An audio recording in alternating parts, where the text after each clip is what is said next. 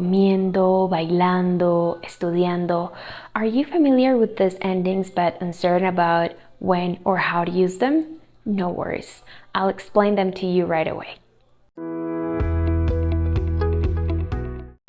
Hello everyone, I'm Ana, Spanish 55 brand ambassador. If you're enjoying our content, don't forget to hit that subscribe button below. And if you're looking to improve or practice your Spanish, don't forget to check out Spanish55.com. It is a fantastic resource to take your language skills to the next level. Today, we're going to explore one of the most versatile and important verb forms in Spanish, el gerundio, or the gerund in English. The gerund is commonly used in various situations, and by the end of this lesson, you'll have a better understanding of its uses.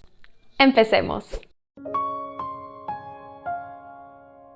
The gerund is formed by adding ando or yendo to the stem of AR, ER, or IR verbs, respectively. The first use of el gerundio is for forming the present progressive tense. For example, estoy estudiando español. In this sentence, estoy estudiando means I am studying. The gerund estudiando conveys an ongoing action in the present. The second use of el gerundio is for expressing simultaneous actions or events. For example, caminando por el parque encontré a mi amigo.